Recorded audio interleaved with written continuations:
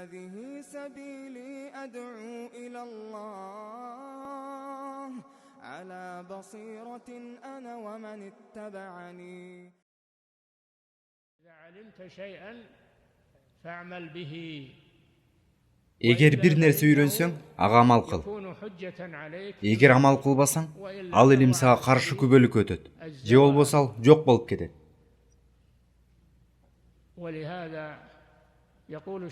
Ошол себептен Шейх Мухаммад ибн Абдул Вахаб, Аллахан өз ырайымын алсын, айтат: Билгин, Аллах Таала бизге 4 маселени үйрөнүүнү жана амал кылуубузду милдет кылды.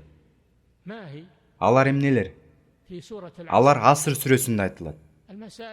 Ал сүрөнү ар бириңер жатка билесиңер. Аны карысы да, жашы да, айылдагы да, шаардагы да жатка билет. Ал сүрөдө ушул 4 маселе баяндалат. Ошол 4 маселе аткарылса, бактылуулук орундалат. Эгер ушул 4 маселе же бирөөсү аткарылбаса, бактылуулукка адам жетпейт жана ал зыянга учурайт.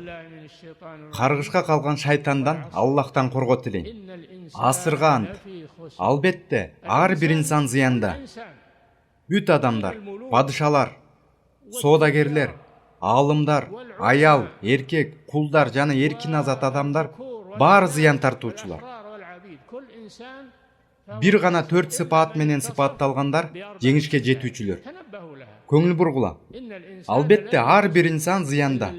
Ал эми ыйман келтиргендер, мына ушул биринчи маселе, ыйман. Ыйман эч качан илимсиз ишке ашпайт.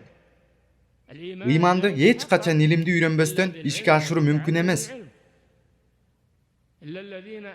Ал эми ыйман келтиргендер, бул биринчи маселе. Экинчи маселе — солих сооп амалдарды жасагандар. Илим өз эле жетишсиз, андан кийин амал болуусу керек. Солих сооп жакшы амалдарды жасагандар, жөн эле амал кылгандар деген жок. Солих жакшы амалдар деди. Амал сөзсүз солих болуусу керек. Себеби көп амалдар туура эмес болот. Эгер амалдар Куранга жана сүннөткө туура келбесе, пайдасы жок, бекер күч сарп болот. Ыйман келтиргендер жана солих сооп амалдарды жасагандар. Эми жөн эле ыйман келтирип жана солих амалдарды жасоо жетишсиз. Андан кийин бири-бирин акыйкатка үндөө керек. Жамандыктан тосуп, жакшылыкка буйруу керек. Адамдарга пайдалуу илимди үйрөтүү керек. Ушунун баары бири-бирине акыйкаттыкты осуят кылууга кирет. Өзүңдү оңдоп, элдерге үйрөтпөй, аларга жеткизбей, аларга эскертпей таштап коюу жарабайт. Өзүңдү оңдоп, андан кийин башкаларды оңдоого аракет кыл. Акыйкатты жеткиз.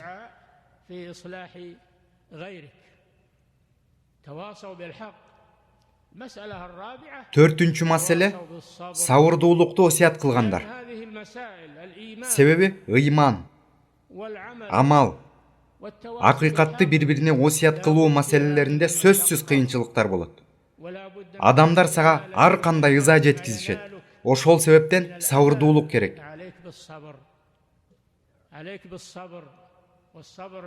Сабырдуу бол. Сабырдуулук бул напсини алсыздыкка, жалкоолукка калдырбай башкаруу жана тыюу. Себеби кээ бир адамдар илим алууда, даават кылууда, жамандыктан кайтарып жакшылыкка буйрууда аябай активдүү болушат. Андан кийин кандайдыр бир кыйынчылыктарга, сыноолорго, жалган талаш тартыштарга дуушар болгон соң, Аллахка ант, бул нерселерге мен милдеттүү эмесмин. Мен өзүм үчүн гана жооп берем деп баарын таштап коет. Сабырдуулук талап кылынат. О улум, намаздар дайым окуп жүр. Жакшылыкка буйруп, жамандыктан кайтар. Жана өзүңө жеткен машакатка сабырдуу бол. Чынында бул сабырдуулук берилип аткарылчу иштерден. Сабырдуу болуу керек. Чарчоого, адамдардын сынына, айыптоолоруна, ар кандай бут тосууларга, напсинин алсыздашына сабырдуу болуу керек.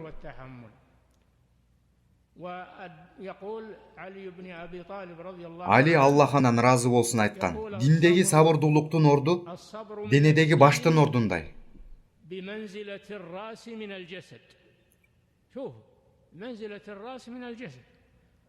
Карагылачы, денедеги баштын ордундай.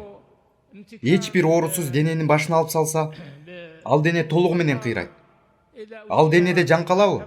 Албетте калбайт, ал өлөт. حياة في هذا البدن لا يفنى كذلك الدين الذي ليس معه صبر Ошондой эле дин. لا يثبت يزيد Эгер динди сабырдуулук кошто болсо, ал дин бекемделбейт, кыйрап жок болот. Диндеги сабырдуулуктун орду денедеги баштын ордунда экенин билдик. من الجسد ألا فلا دين لمن لا صبر له Сабырдуулук керек. تواصوا بالحق Бири-бирине акыйкаттыкты жана сабырдуулукту осуят кылгандар. والحياة الدنيا قليلة Бул дүйнө жашоосу кыска. Сен аларга дүйнө пайдалары аз гана деп айт. Сабыр кыл. О Мухаммад, сабыр кыл. Сенин сабыр кылууң Аллахтын жардамы менен гана болот. Бул дүйнө жыргалчылыктары өтө кыска.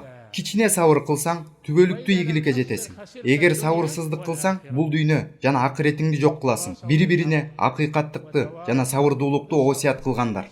Аллах Тааладан баарыбызды солих сөздүү жана амалды аткарууга мүмкүнчүлүк беришин тилейбиз. وأن يرزقنا العلم النافع Жана пайдалуу илим, солих амал, жана Аллах Таалага ыхластуу, والإخلاص لوجهه سبحانه وتعالى сүннөткө бекем болушубузду, жана ар кандай бидат амалдарды ташташыбызды насип этсин.